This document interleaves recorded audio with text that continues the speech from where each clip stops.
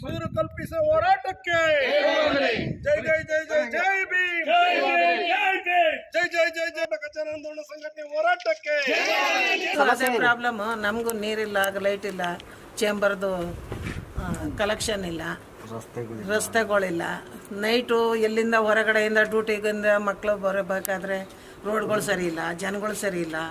ಇಲ್ಲಿ ವಾಸ ಮಾಡಬೇಕು ಅಂದರೆ ತುಂಬ ಭಯ ಆಗುತ್ತೆ. ಅವರು ಇವರೆಲ್ಲ ಕಿಡಿಗಳು ಎಲ್ಲ ಪರ್ಕಿಗಳೆಲ್ಲ ಬಂದು ಮಾತಾಡೋವಾಗೆಲ್ಲ ನಮ್ಮಂಥವರೆಲ್ಲ ಬಂದಿಲ್ಲಿ ಅವ್ರ ಹತ್ರ ಜಯಿಸೋಕ್ಕಾಗಲ್ಲ. ಅದರಿಂದ ನಮಗೆ ತುಂಬ ಪ್ರಾಬ್ಲಮ್ಮು, ತುಂಬ ಕಾಟ ಕೊಡ್ತಾರೆ.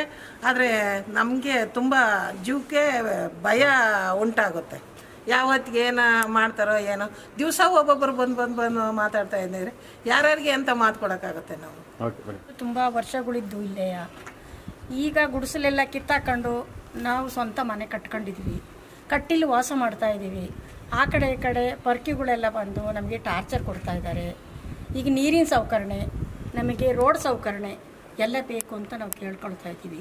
ಎಷ್ಟು ವರ್ಷದಿಂದ ವಾಸವಾಗಿದೆ ನಾವು ತುಂಬ ಈಗ 21 ವರ್ಷ ಆಯಿತು. ನಾವು 97 ಇಲ್ಲಿ ಬಂದು ಒಕ್ಕಲಾಕಿದ್ದು. ಈಗ ಸದ್ಯಕ್ಕೆ ಮನೆ ಕಟ್ಕೊಂಡು ಇಲ್ಲಿ ವಾಸ ಆಗಿದ್ದೀವಿ. ಒಂದು 6-7 ತಿಂಗಳಾಯ್ತು ಈಗ ವಾಸ ಹಾಕ್ಕೊಂಡು ಇಲ್ಲಿ. ಮನೇಲಿ ನಾನು, ನನ್ನ ಮಗಳು, ನನ್ನ ಮೊಮ್ಮಕ್ಕಳು ಇದ್ದೀವಿ. ಕರೆಂಟ್ ಇಲ್ಲ, ರೋಡ್ ವ್ಯವಸ್ಥೆ ಮಾಡಬೇಕು, ತುಂಬ ಕಷ್ಟಪಡ್ತಾ ಇದ್ದೀವಿ. ನೀರಿಲ್ಲ, ತುಂಬ ಜಾಸ್ತಿ ಕಷ್ಟಪಡ್ತಾ ಇದ್ದೀವಿ.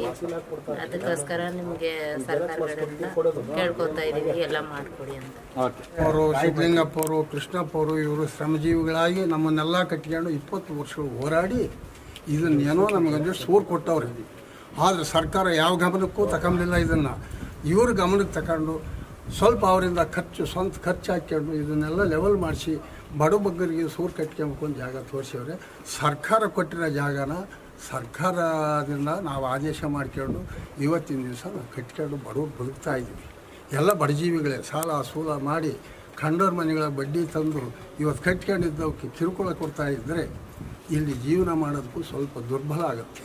ಆದ್ದರಿಂದ ದಯವಿಟ್ಟು ಈ BBMPರಾಗಲಿ, ಪೊಲೀಸ್ನವರಾಗಲಿ, ಯಾರೇ ಆಗಲಿ ಅಧಿಕಾರಿಗಳು ಬಂದು ನಮಗೆ ರಕ್ಷಣೆ ಕೊಡಬೇಕು ಅಂತೇಳಿ ನಾವು ಕೇಳ್ತೀವಿ. ನಾವು ಚಪ್ಪಲಿಗಳು ಸಂಸ್ಥೆಗೆ ನಾವು ಬಟ್ಟೆಗಳು ಹರ್ಕೊಂಡು ಹೊಟ್ಟೆಗಳಿಗೆ ಊಟಗಳಿಲ್ದಿರ ನಾವು ಓಡಾಡ್ಕೊಂಡು ಮಾಡ್ಕೊಂಡು ಬಂದಿದ್ದೀರಿ. ಅವರು ಮಾಡಿಕೊಂಡು ಬರ್ಬೋದಲ್ವಾ? ಬರೇ ದಿನನಿತ್ಯ ಇಲ್ಲಿ ಬೋಗಸ್ ಸಂಘಟನೆಗಳವ್ರು ಬರೋದು, ನಮಗೆ ಸೈಟ್ಗಳು ಕೊಡು, ನೀವು ಹಂಗೆ ಕೇಳಿದ್ರಿ ಹಿಂಗೆ ಕೇಳಿದ್ರಿ ಅನ್ನೋದು, ಸುಳ್ಳು ದೂರುಗಳು ನೀಡೋದು, ನಮ್ಮನ್ನು ಅರೆಸ್ಟ್ ಮಾಡೋದು, ಅದೇ ರೀತಿಗೆ ಮಾಡ್ತಾ ಇದ್ದಾರೆ. ತಾವು ಪೊಲೀಸು ಇದ್ರ ಮೇಲೆ ಎಚ್ಚೆತ್ಕೊಬೇಕು. ನೋಡಿ, ಈ ಹೈಕೋರ್ಟ್ ಆದೇಶ ಇದ್ರೂ ಸಹ ಇದನ್ನು ವೈರಸ್ ಮಾಡಿ ನೆನ್ನೆ ಎಲ್ಲ ಬಂದು ಇಲ್ಲೆಲ್ಲ ಗಲಾಟೆಗಳು ಮಾಡೋ, ನಾವು ಸೈಟ್ಗಳು ಕೊಟ್ಟಿಲ್ಲ ಅಂದರೆ ಬೋರ್ಡ್ಗಳು ತಗೊಂಬಂದು ಹಾಕ್ತೀವಿ, ಈ ಮನೆಗಳೆಲ್ಲ ಒರೆಸ್ತೀವಿ ಅಂತ ಹೇಳಿ ಈ ಬಡಪಾಪಿಗಳನ್ನೆಲ್ಲನೂ ಬೆದರಿಸ್ಬಿಟ್ಟು ಹೋಗಿದ್ದಾರೆ. ತಾವು ಮಾಧ್ಯಮಗಳವರಿಗೆ ನಾವು ಹೇಳೋದಿಷ್ಟೇ, ಇದನ್ನು ಮೇಲ್ನೋಟಕ್ಕೆ ಸರ್ಕಾರಕ್ಕೆ ಇದು ಗಮನಕ್ಕೆ ತರಬೇಕು. BBMPಯವರನ್ನು ಇದನ್ನು ಕೂಡಲೇ ಎಚ್ಚೆತ್ತುಕೊಂಡು ಹಿಂಗೆ ಅನಾದಿಗ ಇದನ್ನು ರಸ್ತೆಗಳು ಬಿಡಬಾರ್ದು. ಬರ್ತಾರೆ, ಮಾಜಿಯವ್ರು ಮಾಡ್ತಾರೆ, ಆ ₹1 ಖರ್ಚಾಗಿಲ್ಲ ಸರ್. ಕರ್ನಾಟಕ ಜನಾಂದೋಲನ ಸಂಘಟನೆಗೆ ಕೋರ್ಟ್ ನಿರ್ದೇಶನ ಏನು ಕೊಟ್ಟಿದೆ ಸರ್? ನಿಮ್ಮ ಪಟ್ಟಿ ಆಧಾರದ ಮೇಲೆ ಏನು ನಿರ್ದೇಶನ? ನಮ್ಮ ಪಟ್ಟಿ ಅಂತೆ ಆದೇಶ, ಆಮೇಲೆ ಸರ್ಕಾರದಲ್ಲಿ ರೆವಿನ್ಯೂನಲ್ಲಿ ನಮ್ಮ ಸಂಘಟನೆ ಆದೇಶಗಳೇನಿದೆ ಅದನ್ನ ನೋಡಿ ನ್ಯಾಯಾಲಯ ನಮಗೆ ತೀರ್ಪು ಮಾಡಿದೆ ಸರ್. ಈಗ ನಡೀತಕ್ಕಂಥ ಸಮಸ್ಯೆಗಳು ನೋಡಿ, ಫಲ ಸಿಕ್ಬಿಟ್ಟಿದೆ, ಈ ಫಲಕ್ಕೆ ಎಲ್ಲ ಕಲ್ಲಾಗ್ತಾ ಇದೆ. ನೆನೆ ತಲಗಟ್ಪುರ ಸ್ಟೇಷನಲ್ಲಿ ಕರೆದಾಗ ಹೋಗಿ ಮಾತಾಡಿದಾಗ ಅವರು ನಮ್ಮದು ಫಲಾನುಭವಿ ಪಟ್ಟಿ ಇದೆ ಹಂಗೆ ಹಿಂಗೆ ಅಂತ ಏನೇನೋ ಬಾಯಿಗೆ ಬಂದಂಗೆ ನಾವು ಹಣ ಕೊಟ್ಟಿದ್ದೀವಿ. ಯಾವುದು ಎಲ್ಲದಕ್ಕೂ ದಾಖಲೆ ಇರಬೇಕಲ್ಲ. ಇವತ್ತು ಏನಾದ್ರು ಒಂದು ಮಾಡಿದಾಗ ಸುಳ್ಳು ಹೇಳೋರು ಎಷ್ಟೋ ಜನ ಇರ್ತಾರೆ. ಇವಾಗ ನಿಜ ಹೇಳಬೇಕಂದ್ರೆ ಏನು ಕೇಳುತ್ತೆ, ಕಾನೂನುಬದ್ಧವಾಗಿ ನಿಮ್ಮ ಹತ್ರ ದಾಖಲೆ ಏನಿದೆ ಅಂತ ಕೇಳುತ್ತೆ. ನೀನು ಕೊಟ್ಟಿದ್ದೀನಿ, ನಾನು ಕೊಟ್ಟಿದ್ದೀನಿ ಅಂದಾಗ ಇವಾಗ ಎಷ್ಟೋ ಜನ ಬಂದು ಹೇಳ್ಬೋದು, ನಾನು ಕೊಟ್ಟಿದ್ದೀನಿ, ನೀನು ಕೊಟ್ಟಿದ್ದೀನಿ ಅಂತ. ಕೊಟ್ಟಿರೋದಕ್ಕೆ ಸಾಕ್ಷಿ ಏನಿದೆ? ಸುಮ್ಮನೆ ಬಂದು ಅಪವಾದ ಮಾಡಿ ಇಲ್ಲಿ ಈ ಜನ ಎಲ್ಲ ಬಡ ಜನ ಬದುಕ್ತಾ ಇದ್ದಾರೆ. ಇದಕ್ಕೆ ಮಣ್ಣಾಕುವಂಥ ಕೆಲಸ ಮಾಡಬೇಡಿ. ಇಲ್ಲಿ ಉತ್ತಮ ರೀತಿಯಲ್ಲಿ ಈ ಜನ ಬದುಕಲಿ. ಇವತ್ತೊಂದು ದಿವಸ ಹೋರಾಟದ ಫಲವಾಗಿ ಇವತ್ತು ಕೋರ್ಟ್ ಆದೇಶ ಆಗಿದೆ ನೋಡ್ರಿ, ಇಲ್ಲೇ ಇದೆ ಆದೇಶದ ಪತ್ರ. ಇದು ಇವತ್ತು ಆದೇಶ ಪತ್ರ ಕೋರ್ಟಲ್ಲಿ ನಾವು ಎಲ್ಲ ಹೋರಾಡಿ ಅವತ್ತೊಂದು ದಿವಸ ಹೋಗಿ ಸಿದ್ದಲಿಂಗಪ್ಪ ಅವರೇ ಲಾಯರ್ ನೀಡಿದ್ರು. ಇವತ್ತೊಂದು ದಿವಸ ಆ ಲಾಯರ್ಗೆ ನಾವು ಕೋಟಿ ನಮನ ಹೇಳಬೇಕು. ಯಾಕಂದರೆ ಅವತ್ತೊಂದು ದಿವಸ ಪರಿಸ್ಥಿತಿ ಇನ್ನು 2 ದಿವಸ ಬಿಟ್ಟರೆ ಹೊಡೆದಾಕ್ತೀನಿ ಅಂತಾರೆ.